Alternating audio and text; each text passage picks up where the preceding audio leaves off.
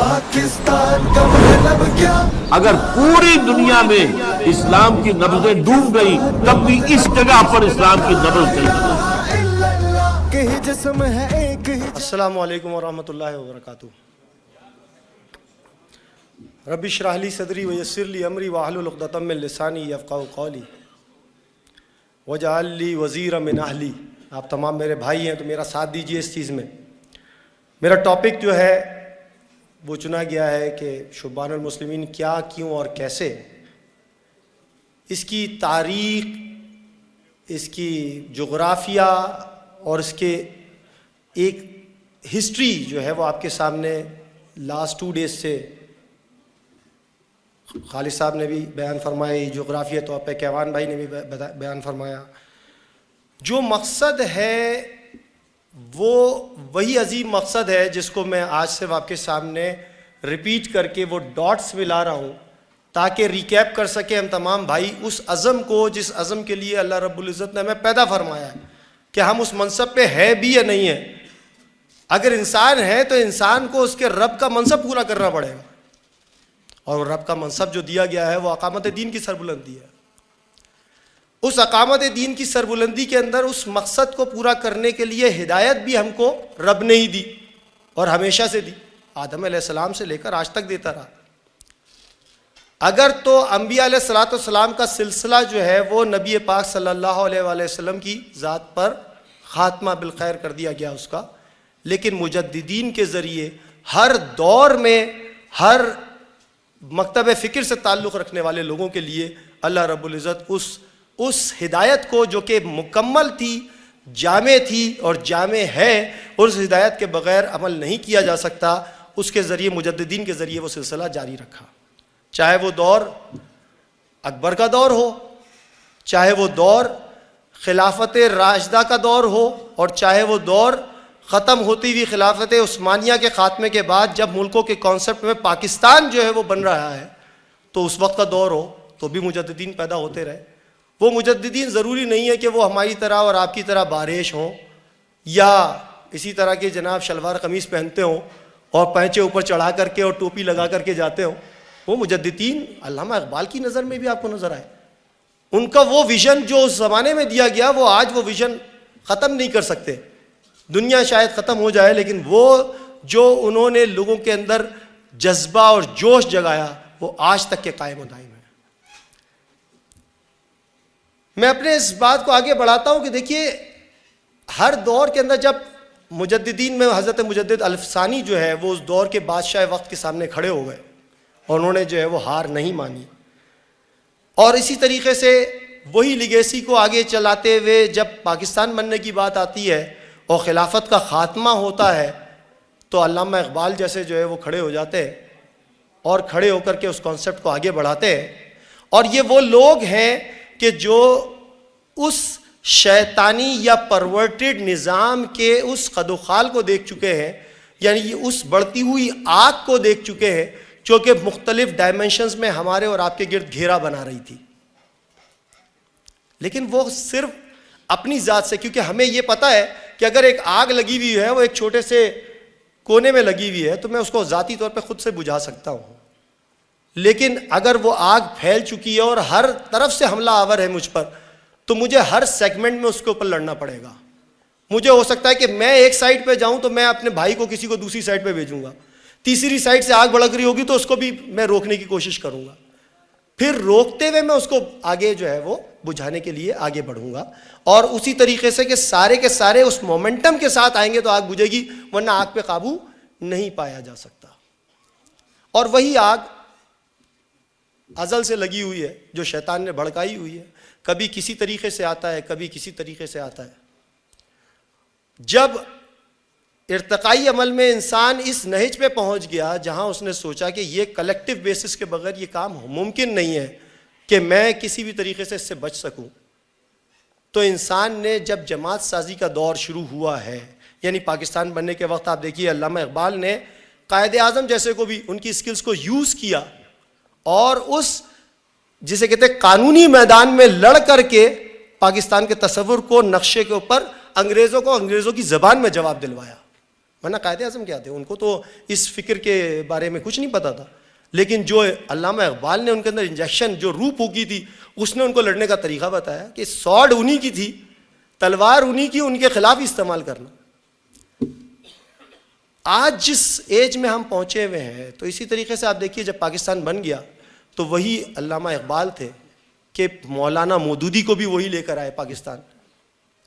اسی طریقے سے مولانا مودودی نے جب پاکستان بن گیا تو ایک باغ ڈور ڈالی، شاید یہ سمجھا کہ پاکستان کی تمام پاپولیشن اس بات کو تیار ہے کہ پاکستان بن گیا ہے، تو اب یہ لوگ بالکل اسی طریقے سے جیسے آج جو ہے وہ ہم کسی سلوگن کے آگے جمع ہو گئے کہ ریاست مدینہ بنانے کے لیے کھڑے ہو گئے، تو اسی طریقے سے پاکستان بھی بن گیا، تو اس کام تمام ہو گیا. اب سارے کے سارے اسی طریقے سے اسلام کے تمام اقدار کو بھی پورا کریں گے.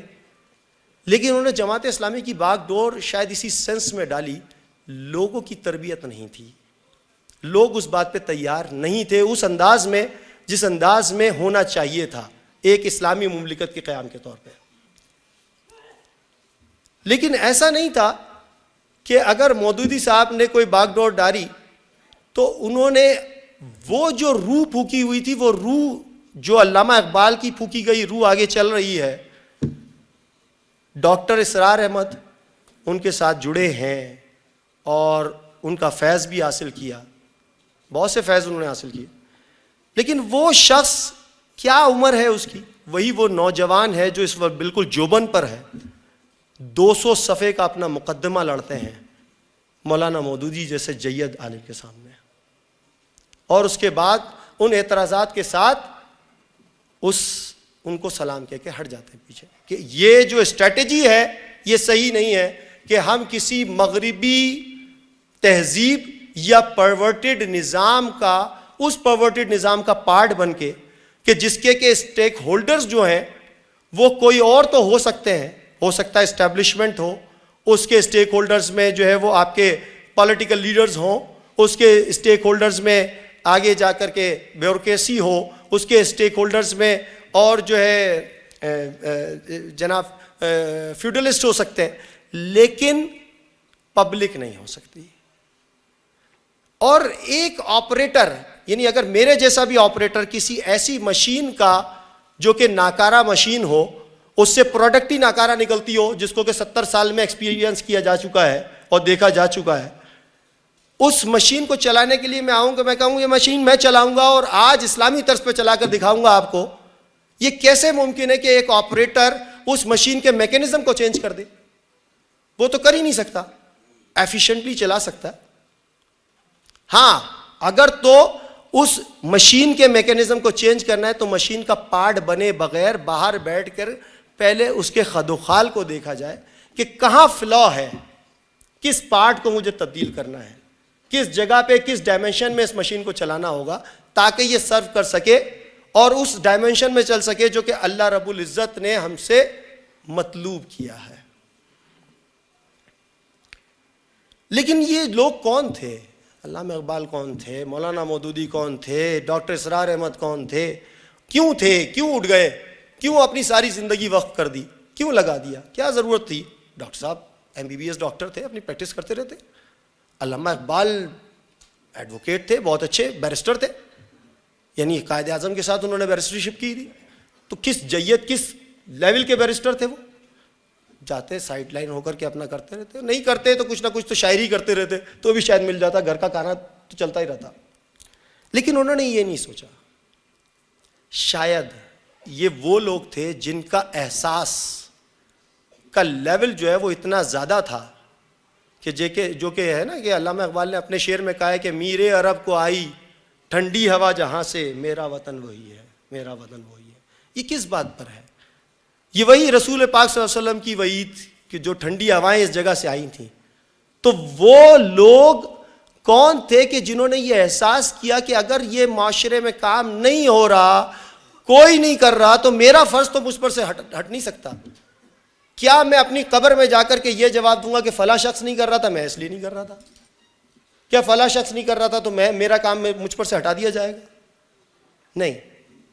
جو کہتے ہیں نا کہ جن کے رتبے ہیں سوا ان کی مشکل ہے، اس شعر کو اگر آپ مائکرو لیول سے دیکھیں نا تو مائکرو سے لے کر میکرو لیول تک اس کی بڑی ودیت ہے. اس میں ایک بہت بڑا گہرا سمندر ہے. جس نے کہہ دیا لا الہ الا اللہ تو اس کا بھی رتبہ پھر لا الہ والا ہو گیا نا. پھر اپنے عمل سے ایسے کیسے ثابت کر سکتا ہے وہ کہ اللہ کے علاوہ کسی اور کو الہ مان رہا ہے؟ پھر وہ یہ کیسے ثابت کر سکتا ہے کہ میں قانون جو ہے وہ انگریز کا مانوں گا، میں سیاست جو ہے وہ فلاں کی مانوں گا، میں اپنے جو ہے جائیدادیں اس طرح سے بناؤں گا، جھوٹ بھی بولوں گا، اور جو ہے وہ کسی کے ساتھ جو ہے وہ بدتمیزی و بد تہذیبی بھی کروں گا؟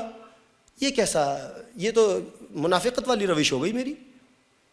اسی طریقے سے وہ لوگ کہ جب انہوں نے سوچا کہ آج ہم میں اللہ نے وہ استطاعت دی ہے کہ اگر دنیا میں یہ کام کوئی نہیں کر رہا تو یہ میرا فرض ہے کہ میں اس کام پہ کھڑا ہوں، اور وہ کر سکتے تھے، کیا اللہ نے ان کو نصرت نہیں عطا کی؟ میرا خیال ہے کہ آج اگر ہم ان کو ان کے کتنے عرصے بعد بھی ڈسکس کر رہے ہیں تو یہ ان کی نصرت ہی ہے اللہ کی جو ان کے ساتھ تھی. ان کے اندر اللہ تعالیٰ نے وہ طاقت دی تھی، وہ جوش دیا تھا، وہ چیزیں دی تھیں جو کہ ایک تحریک کو چلانے کے لیے مطلوب ہوتی ہیں، انہوں نے کر کے دکھایا. لیکن وہی بات جو میں نے ابھی آپ کو سامنے شعر پڑھا کہ جن کے رتبے سوا ان کی مشکل ہے، تو یہ رتبہ جہاں ایک مسلمان کا کلمہ پڑھنے سے شروع ہوتا ہے تو والدین کا ان کے بچوں کے لیے بھی ہوتا ہے، اور پھر جو گھر کا سربراہ اس کا رتبہ اتنا ہی بڑا ہو گیا نا، تو جو علاقے کا سربراہ اس کا اتنا ہی بڑا رتبہ ہو گیا نا، جو علم میں بڑا اس کا بھی تو اتنا ہی بڑا رتبہ ہو گیا نا. پھر ایسا کیسے ہو سکتا ہے کہ میں کسی کارنر پر بیٹھ کر خاموشی سے دیکھ رہا ہوں کہ یہ آگ آ رہی، چلو مجھے تو نہیں لگ رہی نا، میں تو اپنا دامن اپنا چلو بچا کے نکل جاؤں گا. تو یہ میری کیسی محبت ہے اپنے بچوں سے، اپنی بہنوں سے، اپنی ماؤں سے، اپنی بیٹیوں سے، اپنے بھائیوں سے، اپنے دوستوں سے. یہ کیسی محبت ہے بھائی کہ میں تو نکل جاؤں گا اس آگ سے بچ کے، وہ اس آگ کا شکار ہوں گے تو کون روکے گا؟ اور کیسے روکا جائے گا؟ روکنے کا طریقہ کار کیا ہوگا؟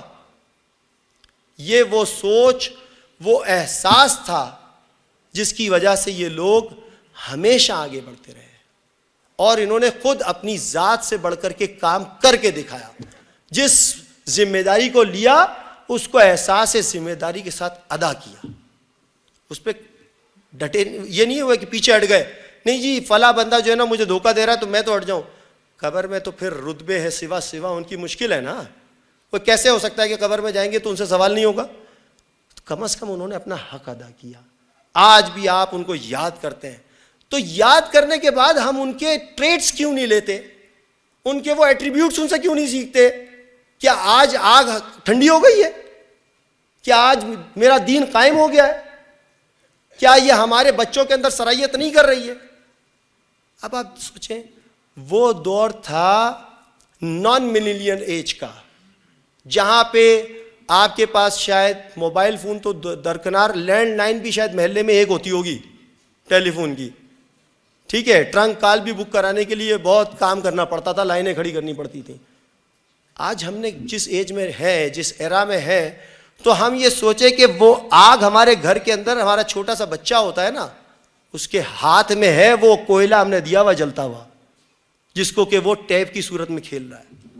یہ ہے ملینیل ایج، اور اس ملینیل ایج سے وہ اس ورچوئل دنیا کے ساتھ اٹیچڈ ہے. علامہ اقبال نے اس شاعری کے انداز میں لوگوں کے اندر وہ جوش و ولولہ اور وہ بات، قرآن کی وہ بات ان کے اندر پہنچائی جو ان کے اپنے الفاظ میں وہ سمجھ سکتے تھے. لیکن آج مجھے بتائیے کہ دین کے اندر جتنی بھی جماعتیں کام کر رہی ہیں اسلامی اقدار کے اوپر، کیا کوئی بھی ایسی جماعت ہے جو یہ دعویٰ کر سکتی ہو کہ وہ دین کا پورا حق ادا کرنے کے اوپر کھڑی ہوئی ہے؟ کیونکہ ان افراد نے بھی جب جماعت بنائی، اگر ڈاکٹر اسرار احمد نے بھی جماعت بنائی تو کتنے عرصے کے بعد، جب یہ جماعت اسلامی سے ہٹ گئے تو اس کے بھی کئی عرصے کے بعد انہوں نے جماعت بنائی، اور یہ شاید انتظار کر رہے تھے کہ شاید ان سے زیادہ سینئر افراد جو ہیں وہ شاید اس میں آگے بڑھ جائیں تو یہ ان کو جوائن کر لیں. لیکن جب کوئی نہیں کھڑا ہوا تو ذمہ داری کے احساس نے خود سے ان کو اس پہ کھڑا ہونے کے لیے منصب پہ مجبور کیا، اور وہ کھڑے بھی ہوئے. لیکن وہ جو ذات کی پختگی ہے، اس شخصیت کی پختگی نے جس نظریے کے ساتھ، جس تھاٹ کے ساتھ اپنی جماعت سازی کو کھڑا کیا، وہاں پہ جس روز اس کی ایج کے اندر جو ہے وہ ڈاؤن فال آنا شروع ہوتا ہے، یا اس کی وہ اس کمزوری کی وجہ سے اس منصب سے یا اس باغ ڈور سے ہٹ جاتا ہے، تو آپ دیکھیے تو جو آنے والے جہاں پہ ٹرانزیشن فیز ہے، اس ٹرانزیشن فیز میں وہ سوچ 100% ٹرانسفر نہیں ہوئی جس کی بیسس کے اوپر وہ جماعتیں بنائی گئیں. ٹھیک ہے، جب ایسا ہوا تو پھر جو ان کے بعد والے سکسیسرز تھے، سکسیسرز نے ان جماعتوں کو اس نظریے کے مطابق نہیں چلایا، نہیں بڑھایا آگے، اور وہ فرض منصبی جس کی وجہ سے آپ اور ہم جیسے لوگ بھی ان کے ساتھ جڑے تھے تو وہ کیوں نہیں چل سکے آگے. اس کی وجہ یہی ہے. میں جماعت کا نام نہیں لیتا، لیکن چلے آج اگر ہم کہتے ہیں جماعت اسلامی ہے تو دین کا مکمل کام تو وہ بھی نہیں کر رہی نا. جیسے میں نے آپ کو بھی بتایا کہ ایک سسٹم کا، پرورٹڈ سسٹم کا پارٹ بن کے کیسے آپ میکینزم کو چینج کریں گے، یہ تو بتائیں. کیونکہ آپ اس میں جائیں گے تو انہی کے بنے ہوئے رولز اینڈ ریگولیشنز کے ساتھ ہی چلیں گے، اور ان ریگولیشنز کے اندر آپ اس کا میکینزم چینج نہیں کر سکتے.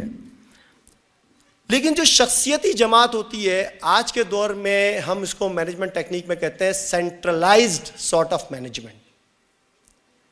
سینٹرلائز مینجمنٹ سسٹم کے اندر ساری چیزیں سنگل ہینڈڈ جو ہے وہ مرکوز ہو جاتی ہیں.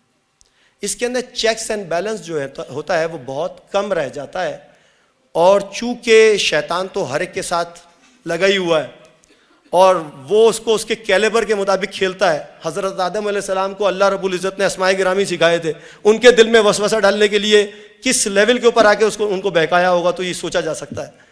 تو جب سینٹرل سسٹم ہوتا ہے، سینٹرلائز سسٹم، اس میں چونکہ ایبسولوٹ کرپشن جو ہوتی ہے نا، وہ ایبسولوٹ اتھارٹی جو ہوتی ہے وہ ایبسولوٹ کرپشن کی طرف لے کے جاتی ہے.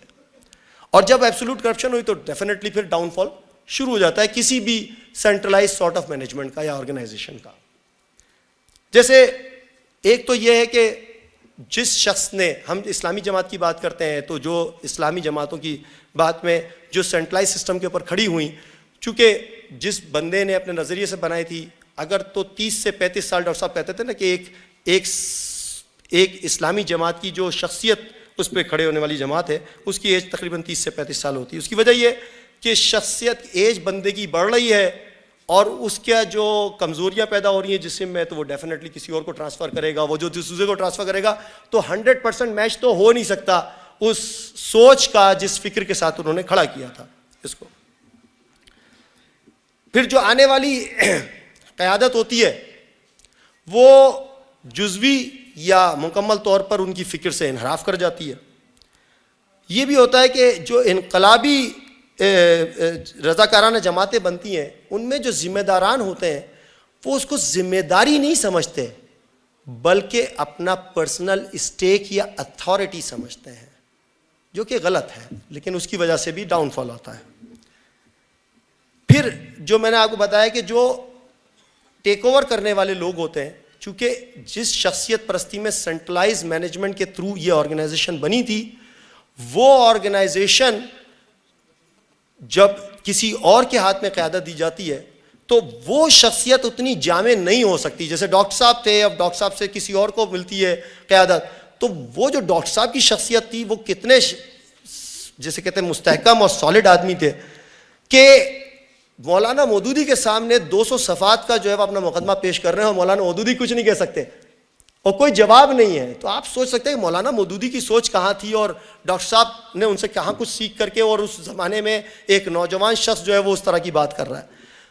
جب ڈاکٹر صاحب اپنی اس لیگیسی کو آگے قیادت کو ٹرانسفر کرتے ہیں تو جو لینے والے اشخاص ہیں اس قیادت کو، وہ ان میں وہ سولیڈیرٹی نہیں ہے، وہ استحکام نہیں ہے، وہ کنسسٹنسی نہیں ہے، تو ڈیفینیٹلی وہ جسے کہتے ہیں نا اساطیر الاولین کے طور پر نیچے آنا شروع ہو جاتی ہے. اچھا، بات یہ نہیں ہے کہ کیا ہو رہا ہے اور کیا نہیں ہو رہا. اچھا، ڈاکٹر صاحب کے اندر بھی یہ سوچ خود سے تو ڈیولپ نہیں ہوئی تھی. ڈاکٹر صاحب نے بھی تو اپنے دور کے جو جید جسے کہتے ہیں مختلف جو علماء کرام تھے اور بڑے بڑے لوگ تھے، ان کو سمجھ کے، ان کو دیکھ کے پرکھ کے ان سے اختلاف رکھتے ہوئے ان کے وہ ٹریٹس، وہ اقدار لیں جو کہ ان کے ایٹریبیوٹس تحریک کے لیے ضروری تھے۔ اب آپ جانتے ہیں کہ جیسے ڈاکٹر صاحب نے جو ہے وہ علامہ اقبال سے بہت کچھ سیکھا۔ ڈاکٹر صاحب تو اپنے آپ کو کہتے تھے کہ میں ان کا ایک روحانی بیٹا بھی ہوں۔ پھر ڈاکٹر محمد رفیع الدین، کون شخصیت ان کو نہیں جانتی، شیخ الہند مولانا محمود الحسن، شیخ الاسلام علامہ شبیر احمد عثمانی رحمۃ اللہ علیہ، مولانا حمید الدین فراہی اور مولانا امین احسن اصلاحی رحمۃ اللہ علیہ۔ تو ان سب سے مختلف اختلاف رکھتے ہوئے مولانا ابوالکلام آزاد اور مولانا آخر میں مولانا سید ابوالعلا مودودی رحمۃ اللہ علیہ، ان سب سے ڈاکٹر صاحب نے بہت کچھ سیکھا اور اپنی تنظیم بنائی۔ لیکن جیسے میں نے آپ کو بتایا کہ تنظیم کے اقدار جب گرنا شروع ہوئے اور مولانا ڈاکٹر صاحب اس سے علیحدہ ہو جاتے ہیں۔ اچھا، اس میں آپ پورے میں یہ ذہن میں رکھیں کہ ڈاکٹر صاحب کے ایرا تک یہ سارے نان ملینیل ایج کے لوگ ہیں، نوجوانان بھی، اور جو اس کے تنظیم کے ساتھ جڑے ہوئے لوگ ہیں وہ بھی نان ملینیل ایج کے ہیں۔ میں نے آپ کو بتایا یہ جو دور ہے ہمارا، اس میں ہم نان ملینیل ایج، لیکن وہ نوجوانان جو آج میرے سامنے بیٹھے ہیں یا گھروں میں بیٹھے ہیں یا کہیں پر ہیں، وہ تمام ملینیل ایج کے لوگ ہیں۔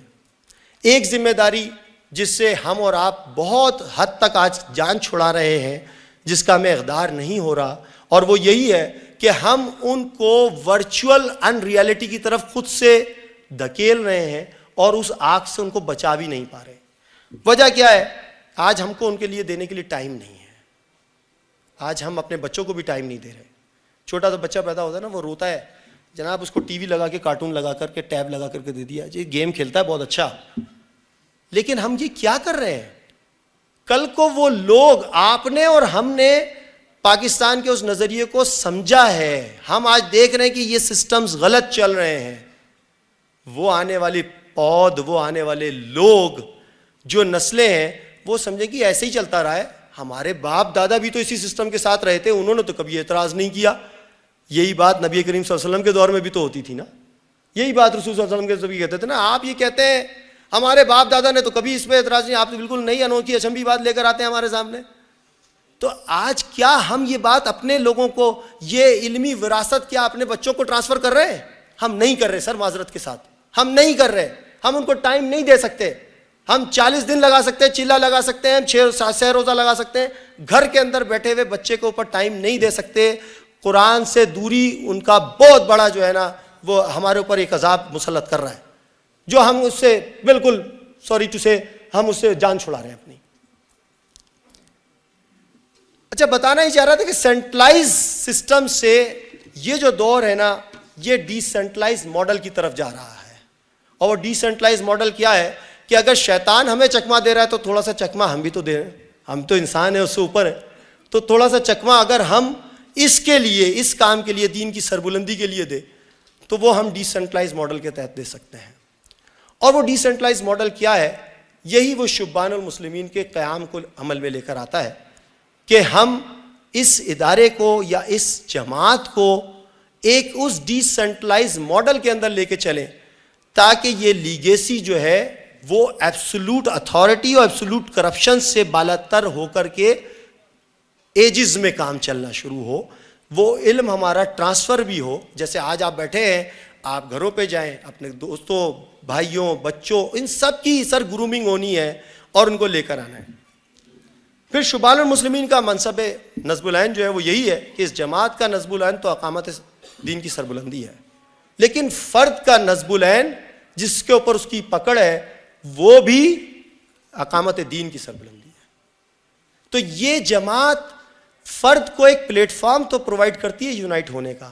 یعنی میں یہ کہوں کہ آگ کو بجھانے کے لیے ہم سب ساتھ چلیں گے تو مومنٹم بنے گا، ہارمونی بنے گی، اور پھر ہم جو ہے اس آگ کو ٹھنڈا کر سکتے ہیں۔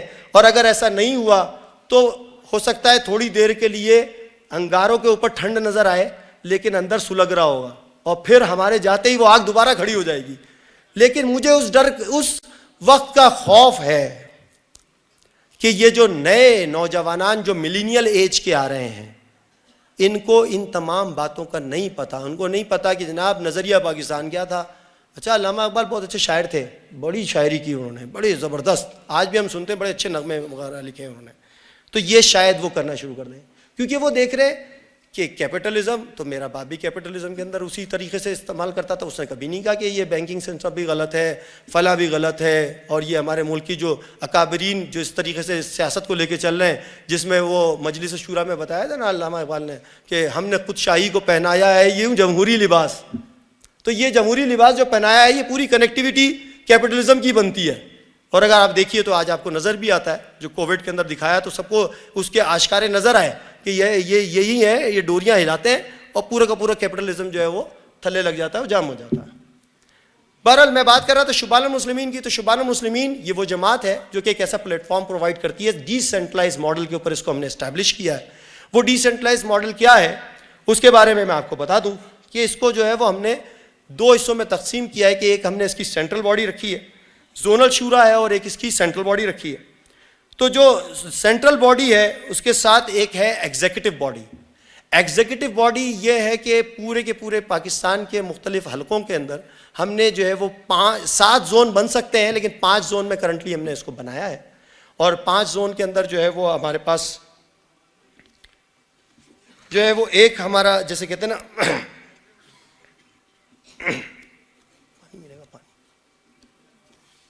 سوری میرا گلا خراب ہے تو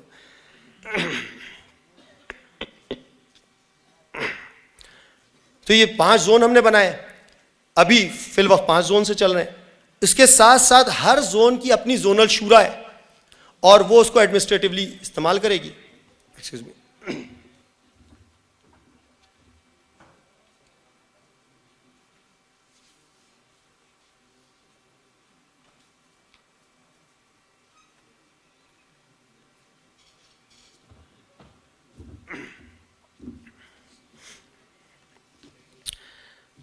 تو جو ہم نے مرکزی شورا بنائی ہے